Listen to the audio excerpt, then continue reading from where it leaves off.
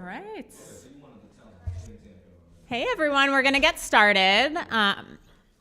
Welcome back to Season 3 of How to Build a Sustainable Music Career and Collect All Revenue Streams. I'm your host, author, and entrepreneur, Emily White.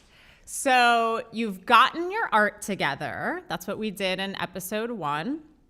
You have your pre-recording marketing platform set up now with community.com. You have your email list in place. You have your social media handles in place. But before you hit the studio, it's imperative to have the legal elements of your music taken care of for a variety of reasons. Today, we're going to share how to get your business affairs together, and business affairs means legal. So first, quickly, I want to thank Downtown for their support of this episode. Downtown's mission is to shift the power center of the music industry into the hands of those that create and those that support that creation by giving them the finest and most comprehensive set of tools and services. Downtown is committed to building a more equitable music business. They believe in partnership, advocacy, and helping musicians develop sustainable careers, so they don't require their clients to give up any of their copyrights. Okay, so today we're going to talk about legal and your music, every musician's favorite topic. I'm going to do kind of an overview on this before bringing Jessica on, and then you'll have time for Q&A, most likely with me at the end, because Jessica has a hard out. So that's why I'm going to roll through this stuff. You have your free manuscript notebooks from Hal Leonard, so feel free to jot down any questions for the end. Okay, so here we go. There are two main rights in music. I know we don't have a mic in the audience right now, but does anyone know what those two main rights are? Yeah. Writer share and the mastering. What was the first one? Like publishing and mastering. Yeah, that's right. So the recording and songwriting. So if you get paid $1,000 for a sync, 500, sync placement, a song and film, TV, a commercial, 500 is going to go to whoever owns the recording, and 500 is going to go to the songwriters. Very good. So if you are, creating your own recording, paying for everything, you own it. Okay. So you own your recording 100%. If you are with an indie label, that's generally going to be 50-50. 50% of the recording royalties will go to the label, 50% go to you. There are some indies that take a little bit more, but that's generally speaking. And then if you're with a major label, that's going to be like 90% in their favor, 10% to you, and that's all negotiable. Both with indies and majors, with indie labels, generally you own the recording. There are plenty of established indies that own your recordings, forever, in perpetuity. And then with major labels, more often than not, they're going to own your recording in perpetuity and likely ask for publishing rights, touring rights, merch rights. That said, you can also build yourself up and put yourself in the best leverage position to be able to license your music. I interviewed Freddie Gibbs' manager, Lambo, a couple years ago, and they built up Freddie's career over the past decade and now license his releases to major labels, which is an amazing position to be in. So I'm going to talk about producers for a minute. And how producers are generally compensated. So producers are usually paid cash plus a percentage on the recording, okay? Points is another word for percentage, so I'm going to use those words interchangeably. So the Rick Rubins of the world are going to receive 5% on the recording. I've worked with artists who are in big bands and groups, but also produce. Those guys are kind of 4-point producers. I mean, as hopefully a good manager, I might try to argue for 5, but realistically, they're probably more in the 4-point range. Someone who's a pro producer, but not like a Rick Rubin or a big public name is going to be more of a 3% producer. Someone who's newer is going to be closer to 2%, and someone who's just getting going is 1%. So, for context, I've worked with,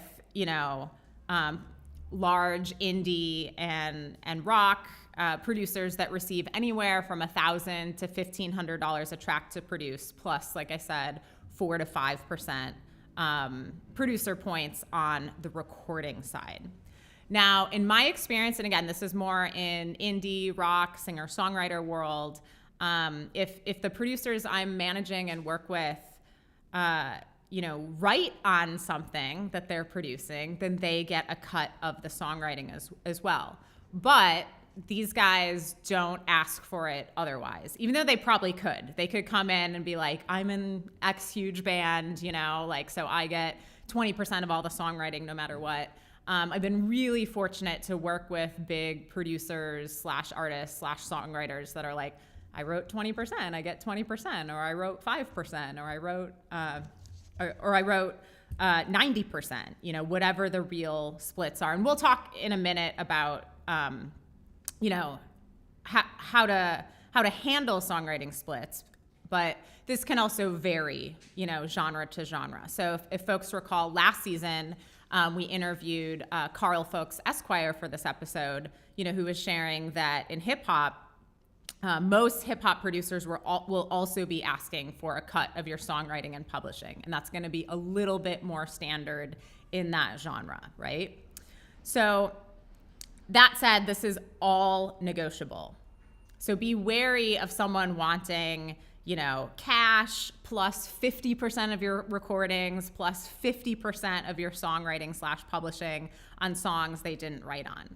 Now, if it's, say, Kendrick Lamar or Jay-Z or someone that's going to add legitimate name power to your release, and they are asking for, these larger percentages, like, that's probably worth it, right? So that's why this stuff is all negotiable. But if it's someone that doesn't have that kind of track record and they're asking for 50% of songwriting / publishing, 50% on your recordings, plus a huge cash fee up front, I recommend negotiating that all down. So, everything I do in this book and podcast is for everyone, and I want to make sure it's available for everyone, whether you have cash or not.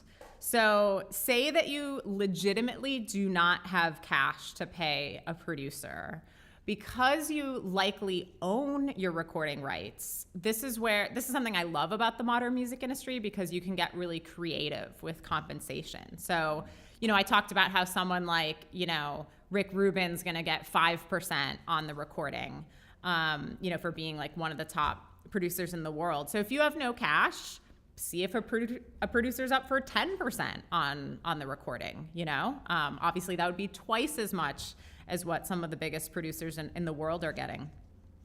That also said, I'd like to see you hold on to at least 50% of the royalties on your recordings, because that's what an indie label would receive, and that's essentially what you're doing here. You're setting up, your own label that you own. So know that I was hoping my attorney would be here today. Of course, she's working. Because I'd be curious to get her feedback on this, because we talk about this a lot. There are a lot of producer attorneys that are going to push back on what I said, because they're going to say, oh, you're not signed, so that means the producer should get 50% or some super high percentage. Personally, I think that is really antiquated and old-fashioned, because there are so many artists and teams that own and run their own labels, and even hire, traditional radio, traditional PR, the same mechanisms that would be in place if you were signed. So I personally don't think that should affect the producer deal. And again, that's coming from someone that still manages producers. So if you do get pushed back on, by a producer attorney, though, you definitely need to make sure that you are represented, so legally. And we'll talk more about that in episode 12. When do I need an attorney, business manager, or manager defining an artist traditional team? But in the meantime, if you get handed a producer agreement and there's an attorney on the other side, you can reach out to Volunteer Lawyers for the Arts, which is a great resource for folks without budgets. And I personally love many of the attorneys that are at Women in Music. So if you want to reach out to women in music, they have a lot of great attorney members, and you could reach out to them for a referral there. What do they call it again? Volunteer lawyers for the arts. Yeah. Okay, so that's producers. Recording engineers are also generally paid cash. Again, if you truly do not have cash, this is where you can get creative with points on your recording because you own it. So engineers don't generally receive a percentage on recordings. So something like 5% is more than generous here. And again, you can get creative with it. Say you can only truly afford half of their cash rate. You could offer them half the cash rate plus 2.5 points, right? And see if they're up for that to help make up for the balance. And you can do the same thing for any players on your record. In an ideal world, obviously, the folks that you're hiring to be on the recording are paid, cash up front. But, if it's not an option, same thing. You can get creative here and offer them points on the record. So what does this look like in reality? Say you have a producer, an engineer, 4 players, and truly no cash. Which is also assuming you or the producer are going to mix, the music, and that, you're using, say, mastering software. Not that we don't love mix and mastering engineers, but this is a hypothetical no cash situation. So you could pay the engineer 5% on the recordings and then split the remaining 45% between the producer and 4 players, which would give the producer and players 9% each. And then you would keep the remaining 50% because it's your indie label. And again, this is all negotiable. This is all stuff you can play around with. But whether you have cash up front or not, you need to discuss these terms with each person before you hit the studio. So you guys can come to an agreement and then let them know you will be sending them a work for hire agreement that says you own the recording. And then you will also be sending them 50% of payment if there is cash happening. And then they will receive the remaining 50% payment when you receive the signed work for hire agreement, as well as all of the recordings, instrumentals, and stems for the producer. So let me reiterate that. The work for hire agreement, which you can get through cosign, which we're going to talk about with Jess in a minute, says that you own the recording. And really anyone that sets foot into the studio, players, engineers, your mom, friends, whatever, needs to sign a work for hire, okay? Because otherwise this can cause problems for you down the line. I know this happened to like Lauryn Hill when she had her huge album in the late 90s. Like, folks come out of the woodwork like, oh, well, I wrote this beat, or I contributed to that track. So you need to make sure that's all buttoned up. It's totally standard. Anyone that, is weird about signing a work for hire might be, we want to educate, right? But that could be a sign that they might be difficult to work with, further down the line, because it's totally standard. But again, pay them if you have cash, 50% of what you agreed to, along with the work for hire, and then let them know you'll pay the balance when you get the signed work for hire back, because then that incentivizes them to get that paperwork done, which is really important for you. So on mixing engineers, if you are hiring a mixing engineer, know that their ranges are enormous, anywhere from $100 a track up to like $20,000 a track, depending on their experience. They're also generally entitled to 1% on the recording. And like I said, they also need to sign a work for hire. Work for hire, work for hire, work for hire. Everyone needs to sign a work for hire. And then with mastering, that can range anywhere from $300 to $3,000. And our next episode is how to record with or without a budget. So we're going to do a deeper dive on all this stuff. But I just wanted to cover the business affairs elements. Engineers should also sign a work for hire if you are seeing a theme here. And like I said, anyone who's anywhere near your music throughout the recording process should sign one as well. There are mastering engineers I love, But as you know, if this is something you can't afford, there is mastering software available. So again, have these conversations verbally, with your producer, with players, any engineers, and more. Once the terms have been discussed and agreed to, along with the discussion and sending them a work for hire, they will need to respond to confirm the terms, okay? So when you have this conversation, let them know, hey, I'm gonna send this to you in an email along with the work for hire. Please respond and confirm the terms. And that is as legally binding as spending thousands of dollars on an agreement. And I would recommend not texting this stuff because, I've lost messages in iCloud, and if it's not in iCloud, if you lose your phone or whatever. So just throw it in an email after you have this conversation and make sure everyone agrees to the terms. So just a few things before I bring Jess out. I mentioned songwriting splits. So just like in life, communication is queen, and you need to sit down with anyone so if you wrote the songs, you need to sit down with anyone that's going to enter the studio, and this is what I recommend. Let them know, I wrote these songs. If you feel you contribute to the songwriting process at any time, let me know immediately after the session and we can figure it out. Because when you don't have that method in place or any sort of protocol in place, they can make assumptions. Maybe 6 months later, they're like, oh, I actually wrote on that. This can breed resentment. This can hold up releases. This can cause a whole bunch of problems. So just make sure that you have a process in place for songwriting. So if you're going that route, after you have the conversation, if you've been approached by a player like, hey, I think I wrote on that, what do you think? Work out the splits. And then same thing, throw it in an email. Let the person know, okay, we're splitting that 60-40 or 80-20 or whatever. I'm going to throw this in an email to you. And if you could respond and confirm the songwriting splits, that would be great. The old school way is a split sheet. So that would literally be a physical piece of paper where you write down the percentage that you each wrote and then you sign it. I'm just like, well, what if water gets spilled on it or whatever, right? And I think Jess has some more modern ways to do that at co-signed that can be shared as well. And of course, there are a few other ways to, handle songwriting splits. So if you're going into a co-writing situation and, you decide, okay, we're just going to do this 50-50, kind of Lennon-McCartney style.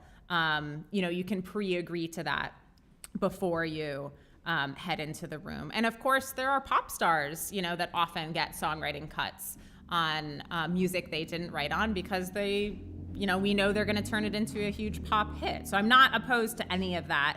But regardless, if you wrote the songs and you're hitting the studio, make sure you have a process in place to sort out the co-writing splits, with anyone that's, working with you, and that you also memorialize it after that conversation into an email. So just three last things actually, before we bring Jess out. I just want to cover remixing and arranging. And I should also add, remixing or arranging is not songwriting. Okay, that's something that I remember from music school, so please keep that in mind. And not to jump around too much, but also when you're doing songwriting splits and your work for hire agreements, especially on the songwriting side, if you can ask your co-writer if they are okay with their music being pre-cleared for sync. Normally, the songwriters, you would have to get the songwriter's permission when a sync is landed, and this is going to free that person up to be on yoga retreat or off devices or on a fishing trip or whatever, because we will do a deeper dive into sync in episode 5, but that world moves very, very fast. So if your co-writer is not available to approve that sync, the music supervisor might just move on to someone else because they don't have time to deal. And it's also very attractive for whoever is pitching, your music to sync and to music supervisors, for them to know that the songwriting side is pre-cleared. Because if a music supervisor looks at a track and it has multiple songwriters, it's like, oh, I'm not gonna have time to clear all this, right? So it's very attractive if your sync pitching person or your publisher can say, oh, actually that's all pre-cleared. So you just have to go through me. Okay, so remixers and arrangers are generally paid a flat fee. They too must sign a work for hire agreement. And again, they don't usually get, a percentage on recordings, but if you truly have no cash, you could get creative here. So maybe like 2.5 to 5% on remixing. I would say remixing and arranging for that. And maybe even, upwards of 50% on remixing if it's like Lil Wayne is remixing your track, right? Like that's going to be huge, and that's a huge name to add to it and really help get the song out there. Now, if you are releasing a cover song, if you're playing a cover song live, you can play a cover song live anywhere unless it's a no cover venue because they're not paying their PRO, their performing rights organization fees, most likely. But generally, you can play, any song live. You can cover any song live in a live setting. But if you're releasing a cover song, you need to purchase a mechanical license from the Harry Fox agency.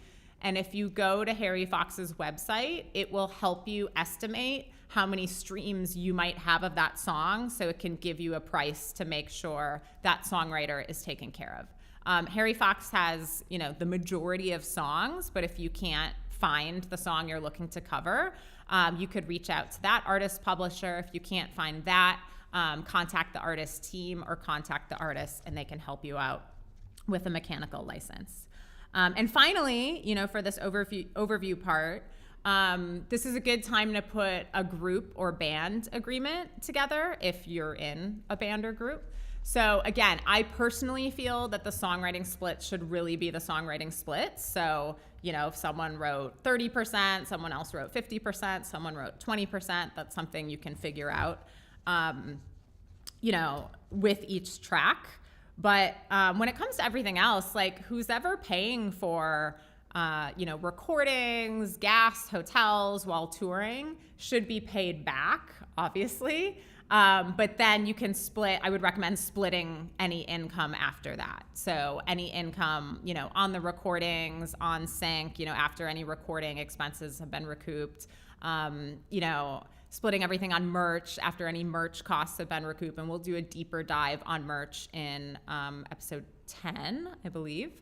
But you get the idea. So talk about it, with your band or group, just like everything else we discussed. And when you come to an agreement, like, okay, this is how we're going to handle songwriting, and this is how we're going to handle, money and expenses, right? Like making sure folks get paid back and then splitting it equally, or maybe keeping like 50% of what you make in reserve, right? Like in the band or group's account. So you have that float, for future band or group expenses. So after you've had that conversation, throw it in an email, get everyone to agree to it. And again, that's as legally binding as spending thousands of dollars on an agreement. So I can't stress enough, communication is queen. I know nobody likes talking about money. I know nobody likes talking, period, but it's going to help you in the long term to have these conversations and make sure that everyone's on the same page and that they know how this is going to work. Okay? So again, I know that's a lot. We'll have time for questions on this at the end, so feel free to just, jot down any questions that you might have. Because now it's time to bring out our esteemed guests. Jessica, of course, I've been saying your last name right the whole time until I'm up here. Sobhraj, right? Yeah, got it. Great. Jessica Sobhraj is the co-founder and CEO of Cosign. I'm just going to share a little bit about that. Cosign empowers creators and businesses to safeguard their work by offering copyright-related legal documents and more. With more than a decade of experience, Jessica has established herself as a respected authority in creators' rights and licensing intellectual property in the music industry. She's also a passionate advocate for gender equality. Jessica has been president of Women in Music and serves as an advisor to Women in Music's board. Previously, Jessica led strategic traditional licensing opportunities for music micro-licensing pioneers Rumblefish and served as the manager of digital content licensing for the performance rights organization SESAC. She also serves on the advisory boards of Sound Thinking for Girls, one of my favorite organizations in the world, and Key Change US, and is an advisor to our friends at the New York City Mayor's Office of Media and Entertainment. Welcome, Jessica. Thank you for having me. Yeah, absolutely. Hi. So you began your career at a law firm. What drew you to that field? So funny. I actually started out as a summer intern helping out to manage the summer associates that were coming in. And I got that job, that internship, because I was on the law team in high school. So I guess this kind of like legal-esque theme has always been, a point of passion for me. I can't say that I followed through and became a lawyer because I didn't. I just ended up building cool tech for lawyers, and that's kind of what we do. But funny enough, my boss, Kelly Hoey, from that job at White & Case, ended up becoming one of our main advisors at CoSigned, 20 years later. So it all comes back full circle. It is the smallest world ever. I won't get too into this, but April, our photographer, said to me on Friday, like, oh, I'm working for Kathy at Warner's, and she had dinner with you and the Dresden Dolls in the Netherlands 15 years ago. I'm like, yeah, that's how it works. So Yeah, I think you and I met initially at Midem in the south of France, and there's like this picture of us together with Wyclef Jean on the beach somewhere, and it's amazing. Do you remember that story, by the way?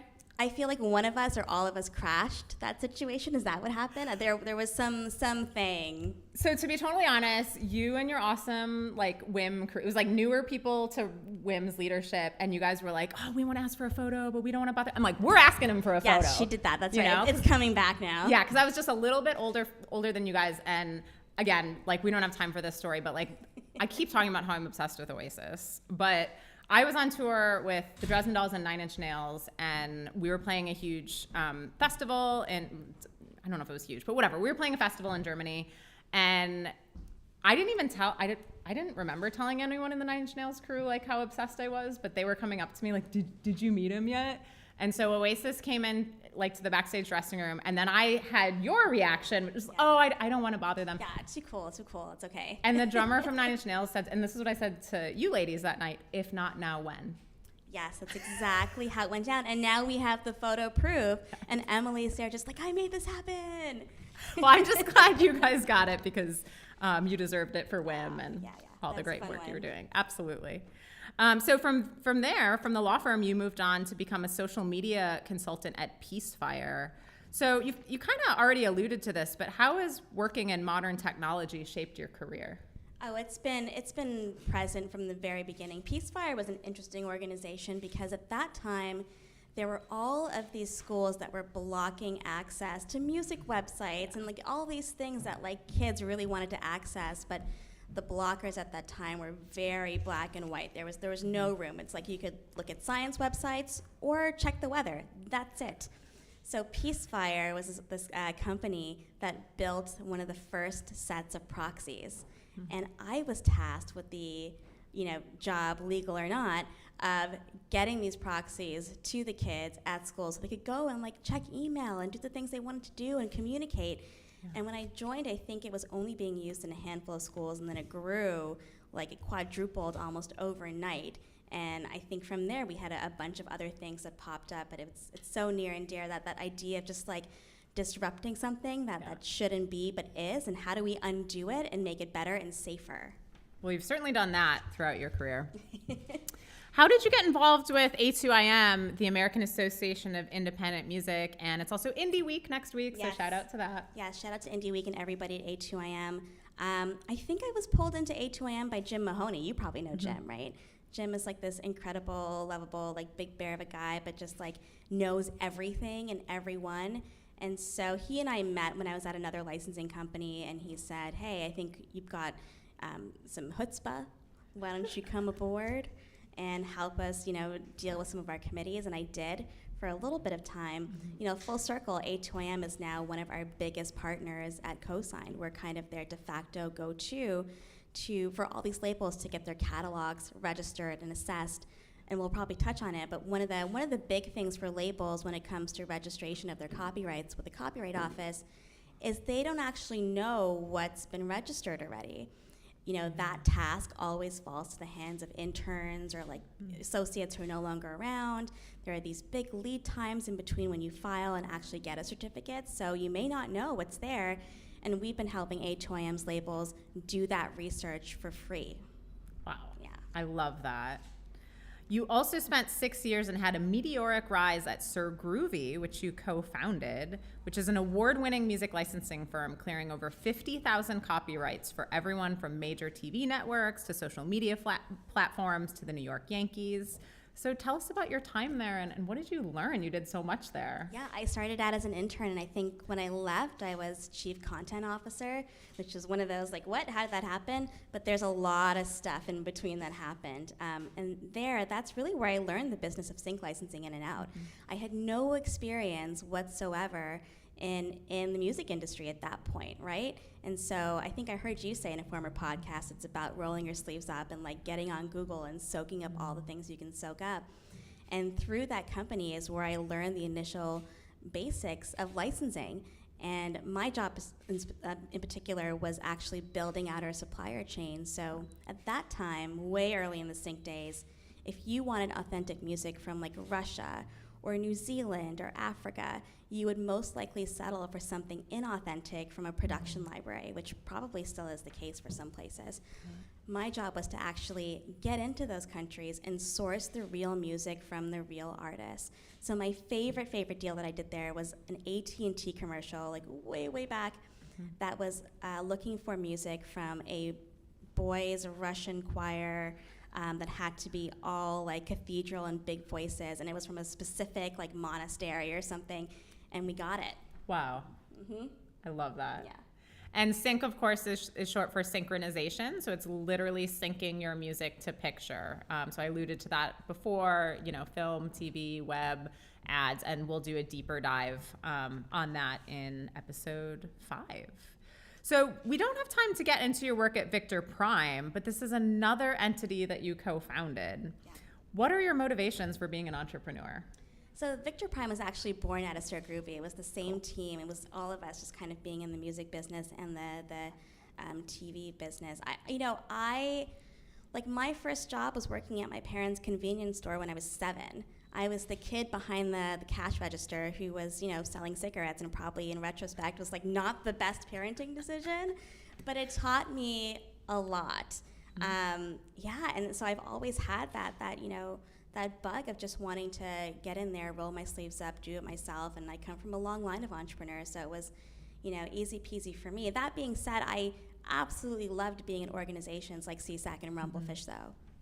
And so what did working at the convenience store teach? I love stuff like that. Yeah. I mean, there was free chocolate every day. Like, that's not going to be a bad thing.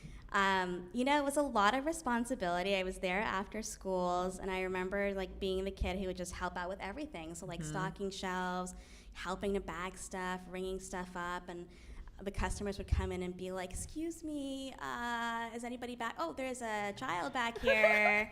Can I get the De Maurier Slim Lights?" Well, it was in Canada, so we had French cigarettes, blah blah blah. It was definitely a time in my life that I treasure more than anything, because I think those are those years when you really get to see your parents and them doing the hard work and rolling the sleeves up, and being it in yourself really makes you feel a part of that journey and that story.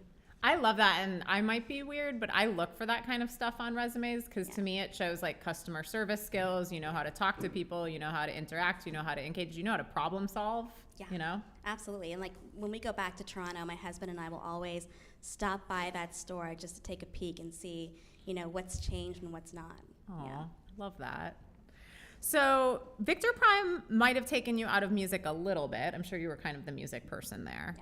But what drew you back into becoming the manager of digital content licensing at SESAC?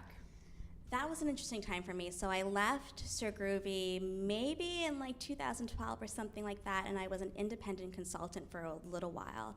I was having some issues with my family in terms of needing to be there for a specific grandparent who had a failing health issue, and I didn't have the flexibility to have a full-time job. So being a consultant really gave me that ability to set my own schedule, and I knew Hunter Williams at SESAC really well, who I think now is at Source Audio. And when I left Sir Groovy, Hunter said, "Hey, I hear you're a free agent." I said, "Yeah, but I'm not working, but I really like you, so let me know what you got going on. And I ended up being a consultant specifically in the track of whether or not SESAC should buy or build their own sync licensing storefront. And now we all know we ended up buying, which was Rumblefish. Yeah, exactly. And so again, SESAC is a performing rights organization. So that's going to help you collect royalties on your songwriting. And we're going to do a deeper dive on that in episode 5. But I know we have a lot of international listeners as well. So SESAC is one of the performing rights organizations in the United States. Well, you mentioned Rumblefish. What led to your business affairs work there?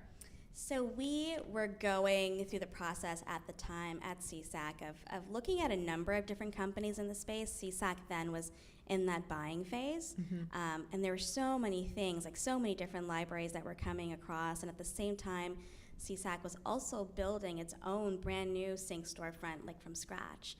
And I think that the overall consensus was that it would just be better to just buy an existing company who's got the wherewithal and the existing clients and content, and that ended up being Rumblefish, which was founded by, oh my gosh, why am I blanking on his name? Paul. I only know him as Paul. Like, Paul's just awesome. Paul Trevino. I was going to say Paul the founder. Paul the founder, Paul Trevino. And so I think when SESAC first acquired Rumblefish, they were doing thousands of micro licenses a day. And micro licenses is, YouTube licensing, but at that time, Rumblefish was the only game in town. So all the YouTube licensing was going through there, the GoPro stuff, the Animoto, like Flickr, like all of it, all of that early stage stuff was going through Rumblefish, and it was an incredible company to be at. And some of my coworkers from there and I are still friends to this day and working at other things. One of them is a bigwig over at Downtown Holdco and was the former head of strategic partnerships at CD Baby, and he and I are still like this. Nice. So it all comes full circle. Yeah, and we're here because of Downtown. Actually, they're sponsoring this there episode. You go. So grateful to them for that and all the awesome work they do. So you've worked as a gender consultant for Caribbean Development Bank, an advisor for Sound Thinking for Girls. Which actually, let me pause that there. So. Sound Thinking is an incredible program that the New York City Mayor's Office of Media and Entertainment puts on. It's basically a free boot camp for New York City youth interested in the music industry. So it's one of my favorite things in the world. And you've also served as president and advisor at Women in Music. So what needs to be done? I know this is a really broad question, but what needs to be done to support women and non-binary folks professionally from their teenage years throughout their professional careers? Well, one, thank you for the WIM shout out in the beginning. That was amazing. And it really is this amazing group where you can find resources for anything. And it's open to everybody, every gender. So I recommend that you all go out and check out WIM and sign up. I think that the common theme is going to be support, and that comes in different stages and different tranches and looks different for different people. I think in those beginning years, teenage and up, it's about really allowing teenagers to explore the possibilities that are out there. It's not so black and white. It's not one size fits all. It's not these are the top 3 careers you should aim for. That's what I love about Sound Thinking for Girls, is because it really opens up the minds of these teenagers to the different ways you can make money in the music industry. It's not all about the glitz and the glam. They get to go to publishers and go to record labels and go visit lawyers and visit us and boring copyright stuff. There's a lot more that can be done. So I think at that stage, it's really about just broadening horizons and allowing teenagers to kind of figure it out for themselves without giving our impressions on them. Later on, I think when you enter the professional workforce, there's a lot more work that needs to happen. And, I started 10 plus years ago, I'm going to date myself, and it certainly has gotten better for genders across the board, but there's still so much work to be done. And I think a huge chunk of that is holding companies accountable. We've had a lot of reports issued.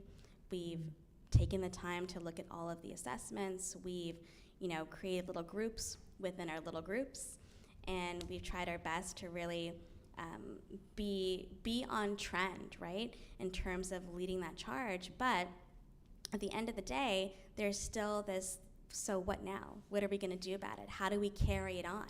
I had a conversation with a new friend who's like the head of diversity and inclusion for a huge tech company, and she said, hey Jess, look, we have 4,000 employees, but there's only 2 of us that are in charge of this initiative. And by the time we issue all the reports and like check all the boxes, it's December, and we have to start all over again. So something I'm really interested in right now is finding a way to pull together all of the leading experts in D&I and figuring out how do we communicate what's been working for one company and get that implemented in the other companies where it's not working. Because we're at a place now where we can share this information, but it's not about the information itself, it's about the action on the information.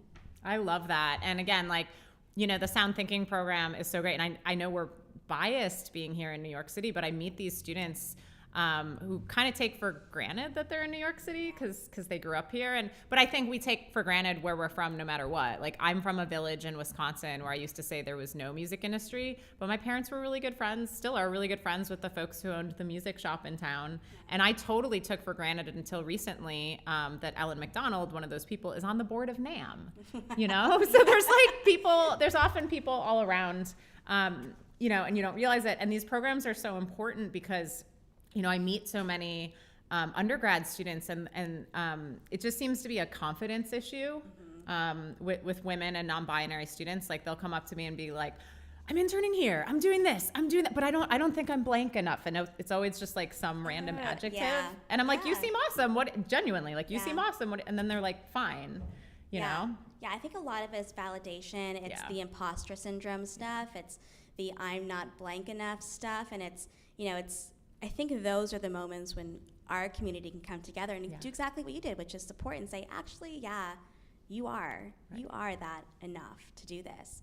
And it's that little push of confidence that I think goes all the way.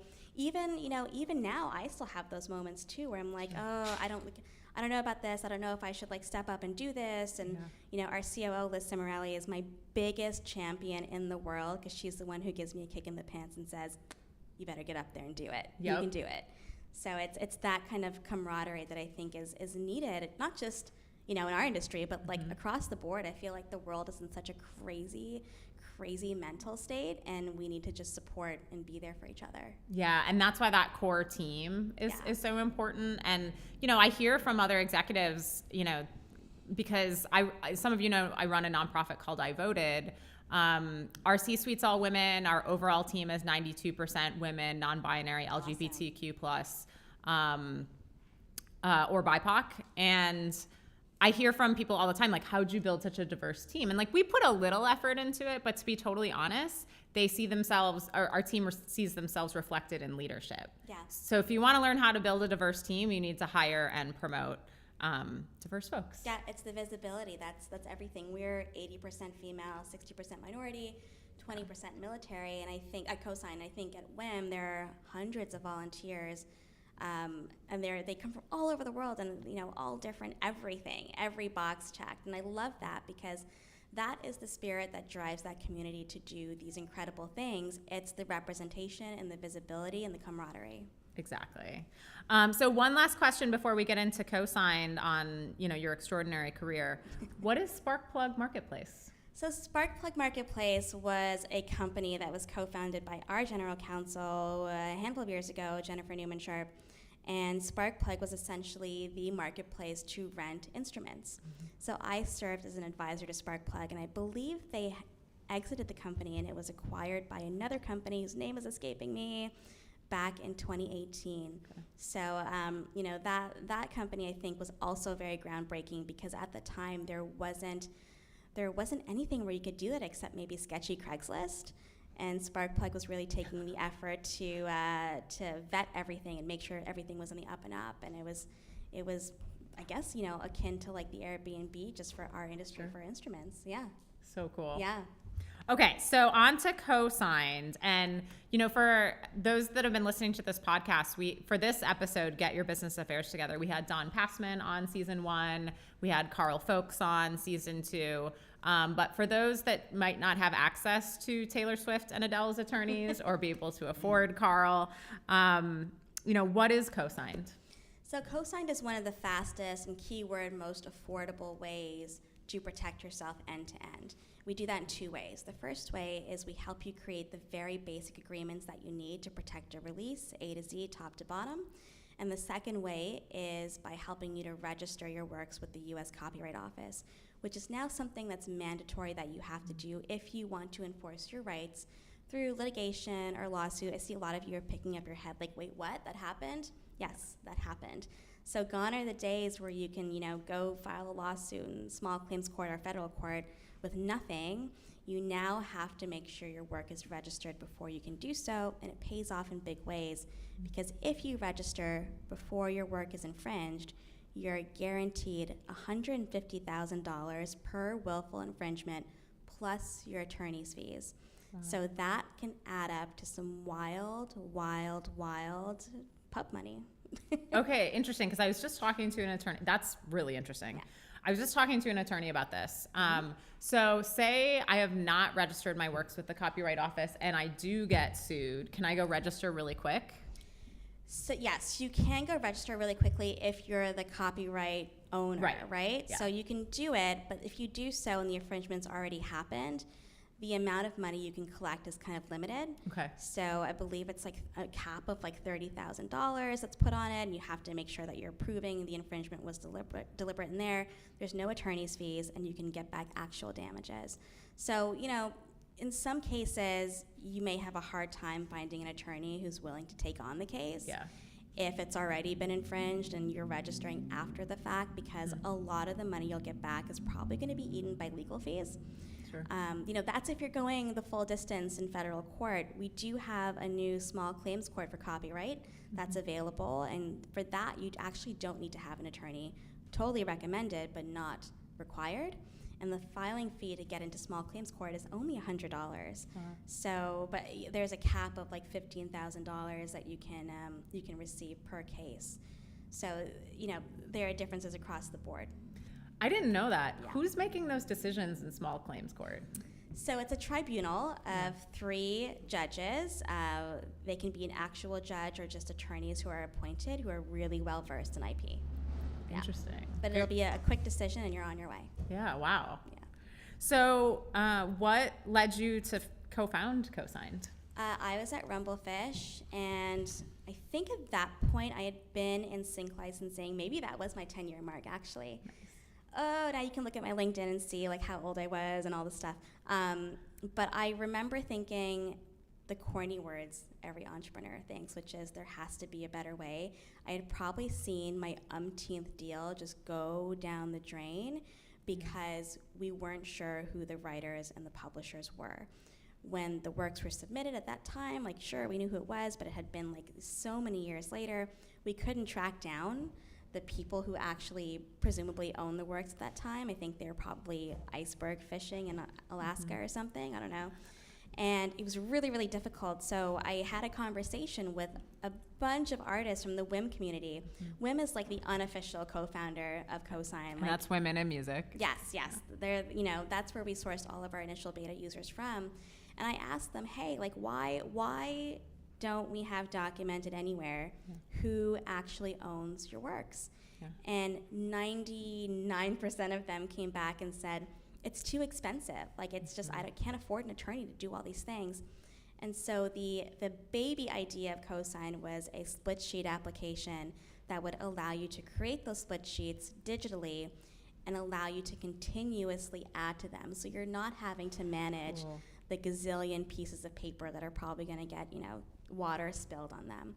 And we snowballed from that one little split sheet app into an app that could do work for hire agreements, producer agreements, and collaboration agreements, and allowing you to create a completely custom document, but answers your questions and situates your, your work in a way that's really easy to understand. So there's no crazy bells and whistles. It's, our chief product officer is Cassidy Williams, who's one of the initial people who was on the front lines of designing Venmo.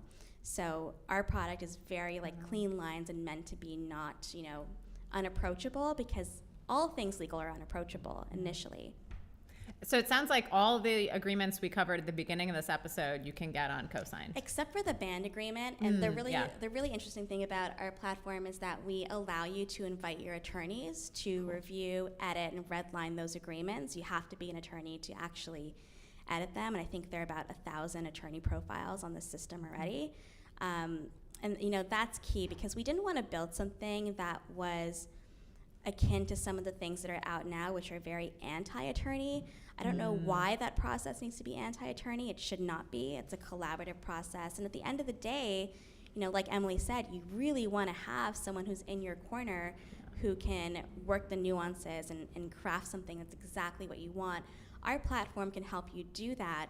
But if you want to get super nitty-gritty and if you want to make sure it says exactly what you want it to say, you're more than welcome to actually invite attorneys to review and edit inside the platform. I love that. And obviously, co-signed was built for music as opposed to like LegalZoom or something, which is totally general. Yeah, it was initially built for music, and then we became content agnostic, so you can use it to create documents that cover your artwork, your videos, images, literature, and that's mostly what we do for copyright registration.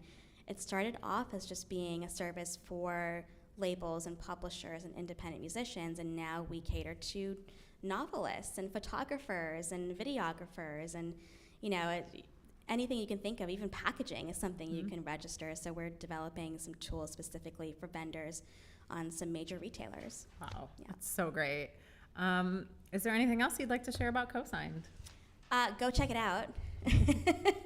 Go to co-signed.com. I co-signed, for sure. co-signed. Yeah, and I think we'll probably set something up for your community as well too, so that if you do want to register works or if you do want to create agreements, you'll be able to use Emily's discount and be able to do that. But I think the bottom line is really this all comes down to protecting yourself. You touched on it in the beginning. If you don't have these agreements in place, whoever is in the room, whether they wrote one word or the entire thing, is entitled to an equal share of ownership, rights, and revenue, unless you have agreements in place that say otherwise. So I like to say, and I think you said it as well too, have these awkward conversations now about your rights and agreements, because it saves you from having a really expensive conversation down the road. Yeah, I love that. And again, I don't even think it has to be awkward. It's like, like put the process into place, because it's just gonna totally. We're doing this thing in my marriage right now called radicalized honesty, and it's really working.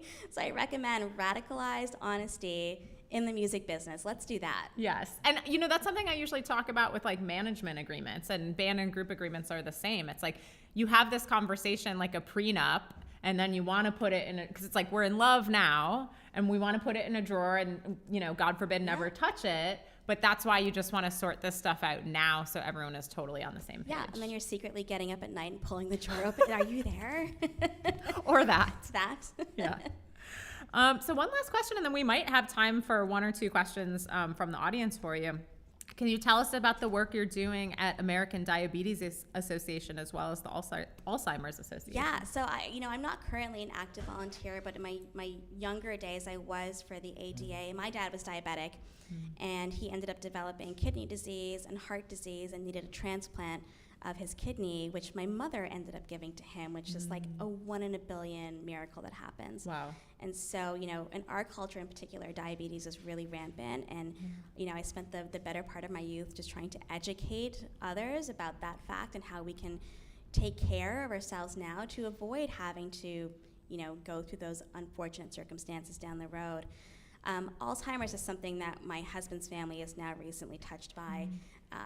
But somewhere in between when I left Sir Groovy and started at SESAC, I was the music supervisor on Be Here Now, which is the Andy Whitfield story. And Andy Whitfield was this incredible actor who was the lead in Spartacus at that time on Starz. Still one of those like shows that stands up against time. And Andy was diagnosed, way back when. And the documentary that we worked on was really about how music in particular is one of those cures for really most medical diseases. If you're able to call back a memory based on a song, that's more powerful than any Alzheimer's drug that's out there. So I highly recommend that you guys check out the film And if you are affected by Alzheimer's, please check out some of the options that are available for music therapy because they're wild. So cool. Thank you. So you do so much. How do you find balance? I don't know what that is. Like honestly, I was coming here. I got up at 5 this morning. I worked until 1. I have a 2-year-old at home now, and I had a pandemic baby. So, you know, I was one of those people that just showed up at the family party like, hey, I had a baby. That's new, right? But balance, I'm working on it. It's harder now that I'm a mom because I do struggle with wanting to put my all into my first baby, which was co-signed, and now wanting to put my all into my first baby, which is Logan.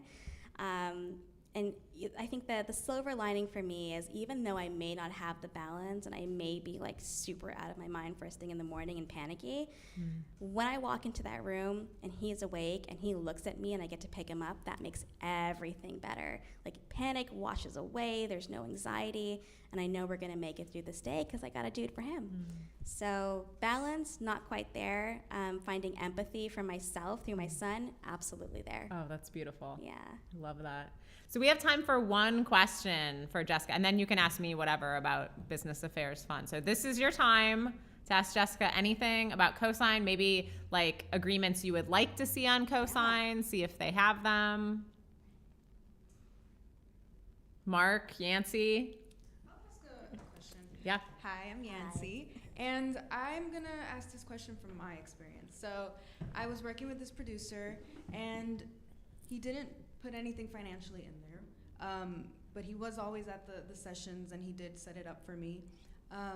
But then he did ask. Sorry, I know we don't have a lot of time, but what does that mean? It's like you just decided to work together, and then he didn't. Yes, and we decided to work on a project together, and he had asked for a certain percentage, but he never really had an input like with the music itself, or never even paid for any of the sessions. But to me, he kind of explained, well, the industry works like this. I still get a percentage because I set it up. And I was like, okay, well, then here's your percentage. So my question is, should I have put my foot down and said, no, this is not fair? Or was that the correct thing? I would say that going forward, right? Because we don't want to like look back and Right. you know have any regrets or anything. But going forward, I think those are the moments where there's a great opportunity to say, you know what, I'm going to get back to you on that, and then do all the things, do all the homework, talk to all the attorneys you can, do all the free consults, and gather your own information. But more importantly, go with your gut because your gut told you right away, that's not right. So I would say it's definitely a gut check first and foremost, and to not be afraid to stand up and say, actually, that's not what I believe.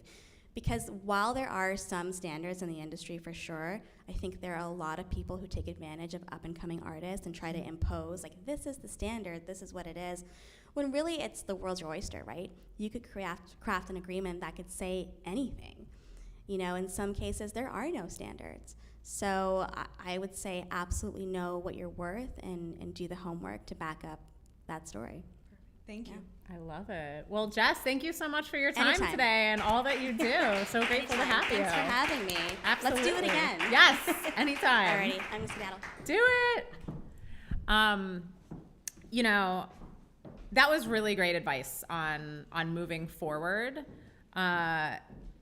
Yeah, I mean, that's why we're digging in on all this stuff. But, you know, I just want to reiterate, you know, how the producer said, oh, well, that's how it is in this industry. Like, again, something I love about the modern music industry is, like, you own and control your rights now, so you can get creative, right? Like, there are definitely some industry standards that make sense, I think. And again, we'll talk about this more on episode 12. Like, you know, 15 to 20% of your manager, or 15 to 20% commission for a manager makes sense. But you know, I've seen, thankfully not recently, but young people start labels and want to own recordings without any sort of advance because that's how it's always been. You know, like the cool thing about the modern music industry is you own your rights. So like I said at the beginning, that's like where you can get creative on these things instead of just being told like, this is how it is, you know? So that's the point of this podcast. That's the point of the book this podcast was based on. You know, you have access to all this information. Obviously, this podcast is free, and then you can get creative with it. And I'll just add to that really quick. I had manager Aaron Knight, who I know through Mark Tavern, who's in the audience today, on the season finale episode of season 2 of this podcast. And, you know, she's a manager, she's a booking agent, she does branding, like she's actually taking a higher commission because she's doing more things. Nobody, you know, she's not being pigeonholed into like, well, managers only do this, or the agent is over here, or the branding person is over there, right? So I just, you know, I really want to emphasize that's such a cool part of the modern music industry is getting creative with it. So that was a lot of business affairs information packed into, you know, 1 hour. So I just want to briefly touch on the topics that I mentioned at the beginning of the episode. And then if you guys have questions on that, you know, let me know. So you crushed it on the 2 main rights in music. Love to hear that. Any questions on how to, obviously, if you have questions on anything, feel free. But we went over this stuff kind of fast, so I just wanted to review. Any questions on how producers are compensated? Yeah, get up there to the mic, please. Yeah, so I have a question on like what songwriting is, because I know nowadays, you know, everything's very digital as far as like, is it engineering, is it producing, is it songwriting? So could you just explain that? Is songwriting just notes? Is it just melodies? Is it just lyrics? I don't think it should really make a difference, but what genre are you at? What kind of music do you make? Like pop. Okay.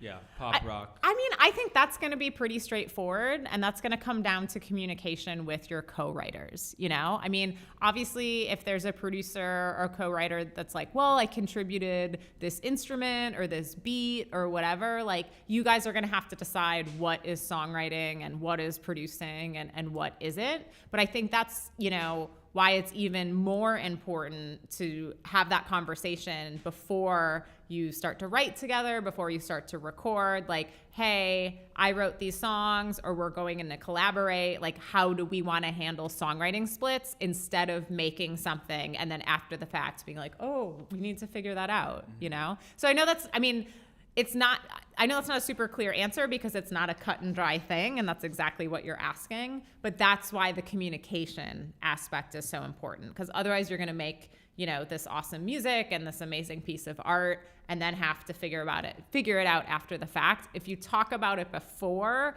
at least you have those communication channels open and have those mechanisms in place so you can sort it out immediately after the session. Cool. All right, I hope that's helpful. Yeah, no, that is. Okay. And then one more question. Sure, yeah. Okay. And then, you know, I was thinking about, you talked about like even like the top producers get like 5 points max. Yeah. But like, what about like an album like Billie Eilish only has Phineas produces like everything. So he would only get 5 points on that album, or like Olivia Rodrigo, like Dan Nigro did like everything. Yeah. You know? Well, I think the Olivia example might be a little bit better because I don't think those two people are related, right? Yeah. So I don't know what the Billie Phineas situation. I don't know if they have like separate attorneys, or I'm sure it's just one, because I know the parents are involved and all that, but they're getting a producer fee as well. So whoever, you know, produced those artists is getting like, you know, thousands of dollars to do so, plus the 5%. Does that make sense? Yeah. Okay, so it's not I was giving scenarios like if you don't have thousands of dollars, right? So then maybe you could do 10% because there's no cash, but it should be cash for a producer plus a percentage on the recording side. And then in my experience, you know, the songwriting splits are the songwriting splits. That's a little less the case in hip hop, and it can also be less the case in pop, like I said, because if you're writing for a big pop star, they may ask for a cut of songwriting because they're the one, you know, they're going to make it a huge song because they're Taylor Swift or what. I mean, she writes her own music, but you know what I mean? So yeah, you just gotta. Cool. All right, thanks. Yeah. So cash plus points is the ideal scenario. Yeah. Sorry. The only reason I'm saying yes is because I have a follow-up question to your second. And introduce yourself, please. How's it going, everyone? My name is Joshua Damata. I'm a multifaceted artist as well as a marketer, so both on the business side and on the music side of music. My question's a follow-up on how, especially if the scenario is like your everyday producer, like the bedroom producer setup, where you're working with you're the producer and the artist you're working with are both independent. Yeah. No affiliations with any labels of any sort. I know that I've seen in the traditional music industry similar numbers, like producers making around that 5% mark. Yeah. But what if it's a setup where on that particular song, the producer, everything sonically about the beat, whether it's the artist's voice or whether it's all of the melodies and instruments and elements of the song, Yeah. were on the producer to create. Sure. And let's say there's no cash handoff because these individuals are usually doing this as like a side gig. So Yeah. everything's decided in the splits between like the publishing and the songwriting. Have you seen that scenario before, Sure. since it's very common nowadays? And what does that split usually look like between publishing and between the recording? Wanted to add a little bit more color to the same question. It's great. To me, it sounds like the producer is contributing to songwriting. So again, there's two main rights, right? You answered this, right? Yeah. So the recording side, the songwriting side. So you're already paying 5 or maybe 10% if there's no cash for the producer on the recording side. But what you just described as songwriting, so that's also part of that conversation. So then it's like, hey, you definitely wrote on that song, or I felt like you wrote on that song. Let's figure out those splits, because then the producer would be entitled to cuts on the songwriting side. So again, if $1,000 sync is landed, they're going to get 5% of that on the recording side. But say they wrote 20%, then they're going to get $200 of that, or sorry, $100 of that 500 on the publishing side. That sounded a little confusing, but they're basically going to get cuts on both sides, if that makes sense. And to me, those are the real songwriting splits, and that's what's happening here. So it's like there's no cash, it sounds like. So I would maybe double the producer points on the recording side, but then if the producer contributes to the songwriting, then you guys figure out what percentage of the songwriting they're getting, and then they're also going to get a percentage on the publishing side. Okay, thank you so much. Yeah, no problem. I might come back for another topic. All good. That's what we're here for. Yeah.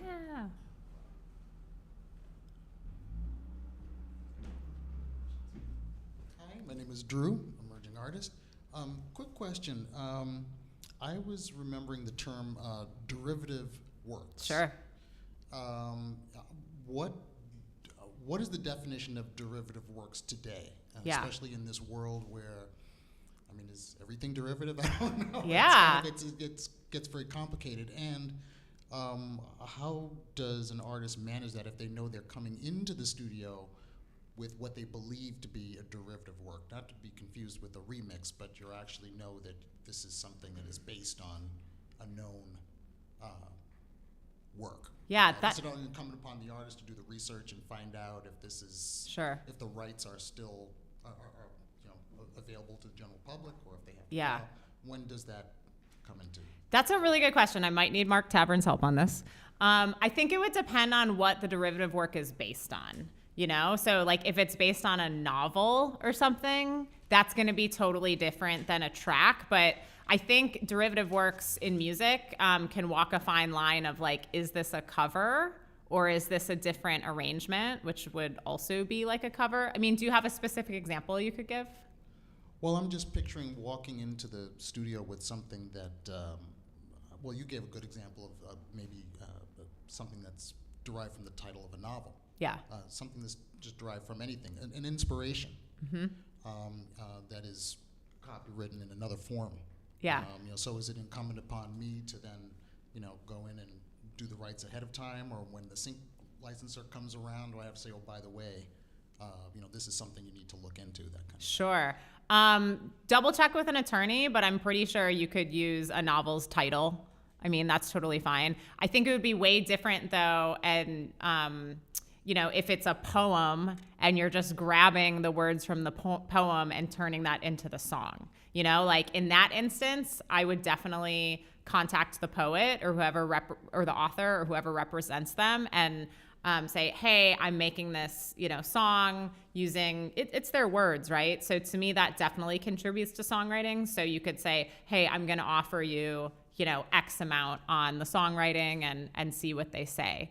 So I think it really just depends on like, are you using the actual work, or frankly, James, who did my makeup today, is working on a book. I don't want to like totally leak it, but it's a modern take on a classic, right? And he's totally okay to do that.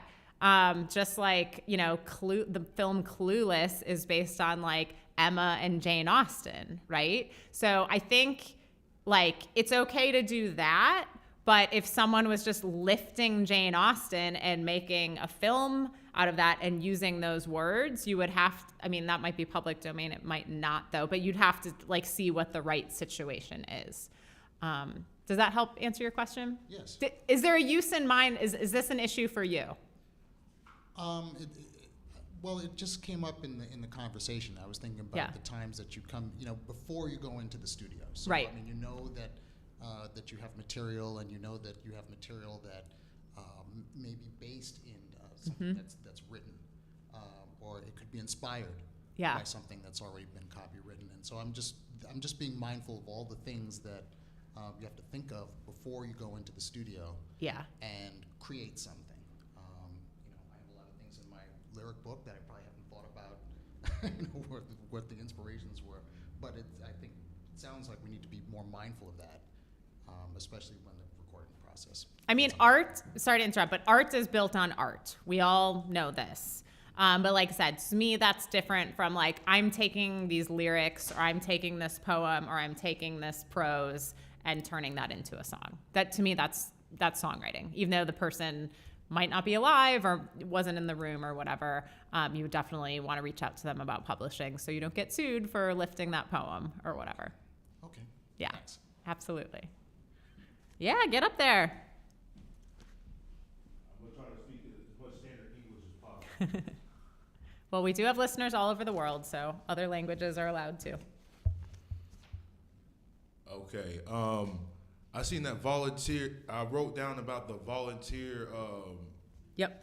So if, I've been wanting to do music for a long time, but I was too scared. But then I finally decided, I'm like, you know what? This is what I want to do. I'm all in. So if you want to get started, that's where I should start first, right? Because that's a lot of information. Yeah. And I'm trying to write down everything. I'm like, okay, I'm not gonna remember all this. So that's the most important step, is to get with them first, right?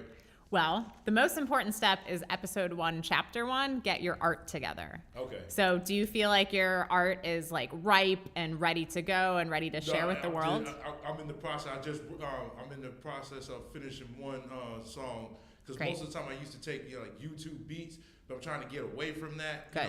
Say that for the mixtape stuff. When I want to bring attention to the what I'm saying. I got in my head how I want to do everything, but now I'm getting to that point of getting the material together. Like I just thought of a song idea while y'all was talking and whatnot, trying to multitask here. It's just been difficult, 'cause I've been trying to get the money up, and that's why I want to start with the lawyer thing, because I could write all day, like what I'm saying, like if I could just be a songwriter, I could get the money, what I'm saying, pay the producers and whatnot, but I know that's a lie. I know I'm saying a lot. That's okay. You know what I'm saying? But yeah, I'm just trying to sort all this out, man. And so, like I said, that the first thing is to get the thing together. And that once I get all the songs together, like okay, this is what I want to record in these sessions and whatnot. Then I go to the volunteer for lawyers or whatnot. Okay, boom. Trying to think of anything else after that. Of course, then probably from there I'll get the other steps. Yeah, that's my only thing. Okay, well, there actually is a second step. So episode 2 is pre-recording marketing foundations. So I would set up an email list, a text club through community.com, make sure your socials are in place. So that's what we're doing. This is a step-by-step process. And also these podcast episodes are free. So you can go back to episodes 1 and 2 and get caught up as we're on 3 right now as we get through steps 4 through 12. Okay. Yeah. Bet that up. Awesome. That's exactly what we're doing. We're taking all this disparate information that's out there and putting it in order from recording to release or creation to execution. while ensuring you're not missing any revenue streams along the way. Any other questions on producers? And again, just quickly to recap, I also talked about recording engineers. We talked about any players you might have on your recordings. We talked about work for hire agreements. We discussed songwriting splits, as well as, mixing engineers, mastering engineers, and, really anyone that sets foot in the studio. So any questions on that or in general? Yeah. You want to know? I go first this time because you let me go the other time. This is easy. Okay. Just popped in my head when you asked, does anyone have any questions? Yeah. Do you need to register stems? Oh, good question. To my knowledge, no. But I would say if you're a dance artist, what kind of music do you make? I make R&B, blues, African styled blues, R&B. I don't think you need to. I mean, I think if you were a dance EDM artist and a lot of remixes are going to happen, maybe. But I would kind of worry about that problem after it happens. If you feel like someone is ripping off your stems, maybe you could go consider it. But it's $75 a pop to register your copyright. So that's a lot of stems. That's a lot of songs. I was really interested in what Jessica had to say about how you would get more money if you've previously registered with the Copyright Office. But really, that's a hypothetical problem that could be a problem for sure. And especially with AI. And like I said, there's a million genres in dance music, but I would wait until that's a problem for you and then start spending $75 per stem to go do that. The only reason I'm asking is because I know in a prior session, we were talking about putting out teasers. You might put something out on your website, sure, or on Instagram, and it could be a stem. It could be you just kind of playing something or work in progress. So you might need to worry about somebody taking that. Sure. At some point, and it could be, as you mentioned, be a problem down the line. But I was just wondering how one ensures oneself. Yeah, great question. I think for teasers, maybe do a little bit more than a stem. So maybe it's a demo. Maybe it's just just a vocal track or something that could be a little less stealable. But I would focus on yourself for now. When you start having these issues, that's a great problem to have. It's a weird thing to say, but that means you're out there. People are paying attention to you. I would focus on your own green grass right now. I'm more interested in making sure that you have work for hires signed by everyone on your recordings and that you have songwriting splits figured out with anyone you're collaborating with. All the stuff you're asking, great questions, but I think they're kind of nice to haves. So I would focus on the basics, focus on your music, and then when people start ripping off your stems, you can start registering that. Okay, thank you. Yeah, absolutely.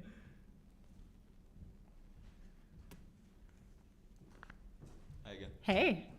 So I got two questions that Sure. have nothing to do with each other, but we can talk through each one. Yeah.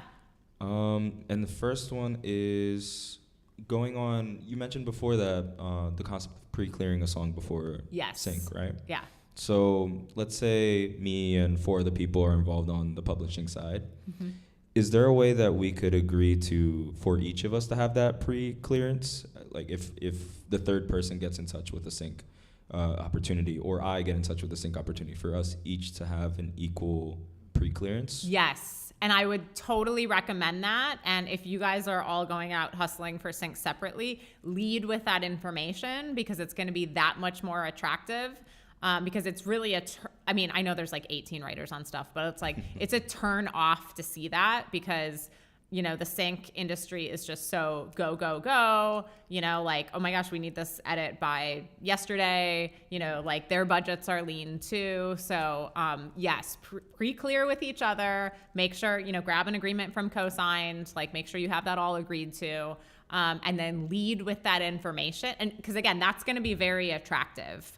It's called, one stop would be owning both sides, but it's basically the same thing. So it's just this is pre-cleared, this is good to go. You don't have to check with anyone else. And here's a document that shows that. Yeah. Thank you. Yeah. And you were talking about remixing earlier and how a lot of times the remix doesn't really touch the publishing side of things. Correct. Yeah. So in hip hop, when a remix is being made, there's usually new verses introduced.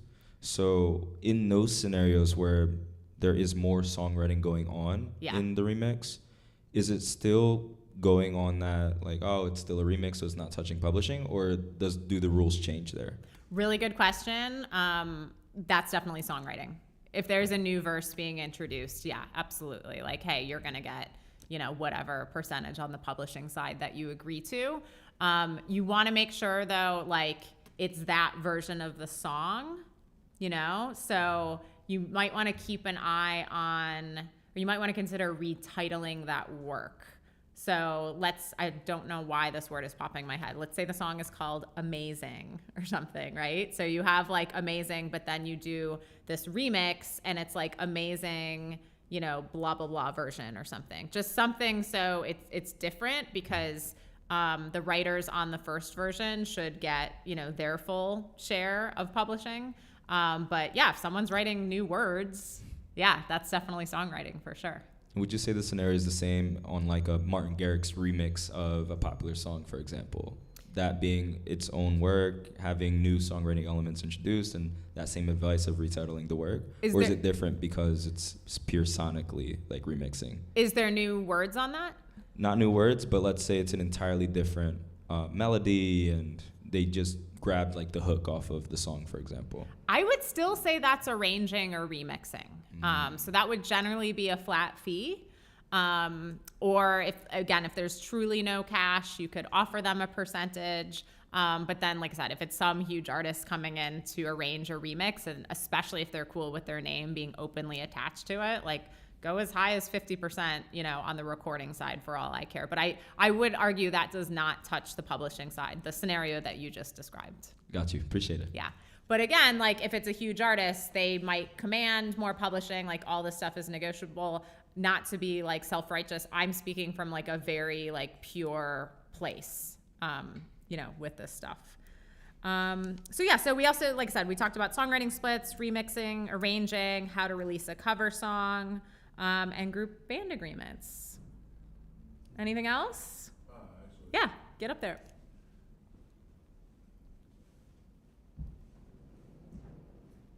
Tashi, I'm a music addict. I was just thinking, like, it's part of the music business, but at the same time, I'm just, going over things in my head, and would it be wise to, it's not that much bread to spend money on an ad, to kind of like, start like kind of trying to bring in your fan base to try to, cause like me personally, I'm in like the Japanese culture and all that, and so they have the mart over there in Brooklyn, and it's like it's nothing for me to put an ad in, but would I be wasting my time, doing that, or would that be a advantageous thing to do? Is your art together? Are you ready? I'm saying once it's together and everything, of course. I mean, I'm just like I said, I'm just trying to make sure that my plan is not, because sometimes I, come up with some cockamamie plans, and when it goes, it's like, man, why not work out? So I'm trying to just, get this thing together, Yeah, I think that sounds cool.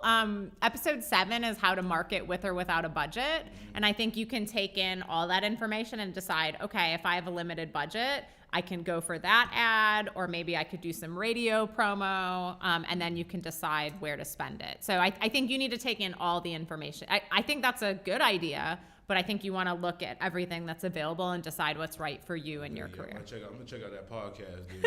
So you keep saying go back to the podcast, like I just learned about this. So, yeah. Well, that episode hasn't happened yet. I mean, there's ones from previous seasons on that topic, but that'll be episode 7 this month here. Okay. Yeah. All right, bet. Awesome. All right. Anything else? We're business. Yeah, Mark. Oh, now I'm nervous from Professor Tavern. Hey, how are you, Emily? I'm great. I'm Mark Tavern, former record label employee, former manager, current music business professor. And my question is, what's your advice on samples?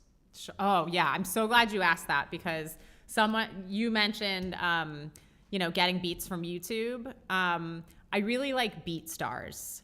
I know you hear from students, I've heard from students that are like renting beats from YouTube, and I'm like, what does that even mean?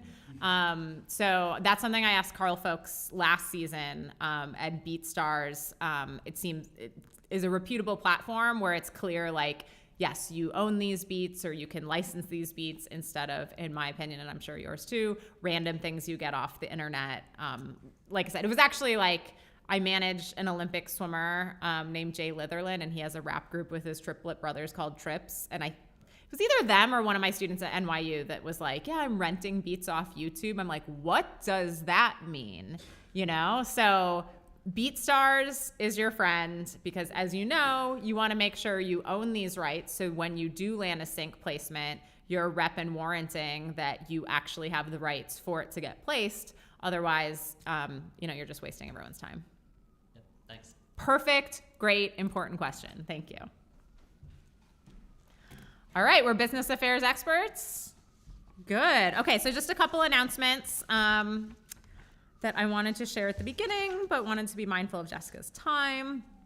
So we wouldn't be here without the support of the New York City Mayor's Office of Media and Entertainment. This live podcast taping is a part of New York Music Month, the official celebration of New York City's vibrant and dynamic music ecosystem, which I'm so proud to be a part of.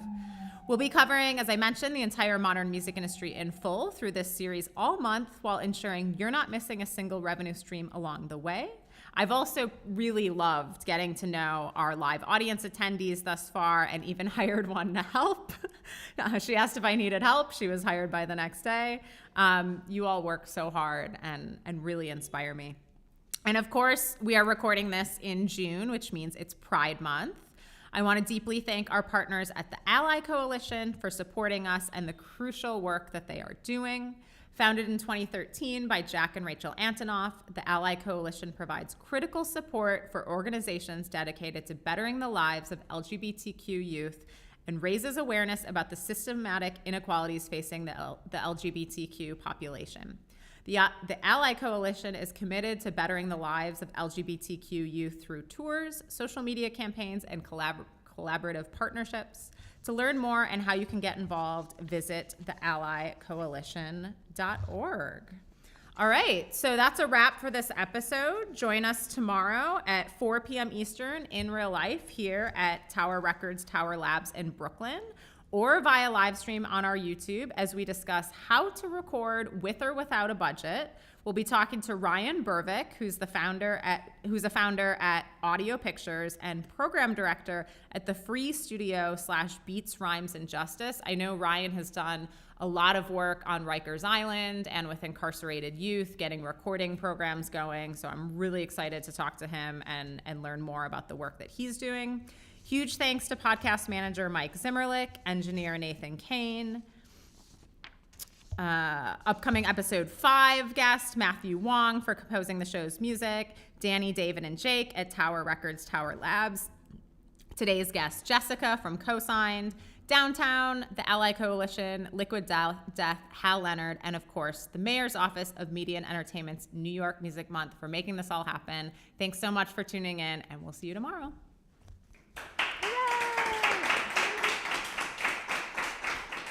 Thanks.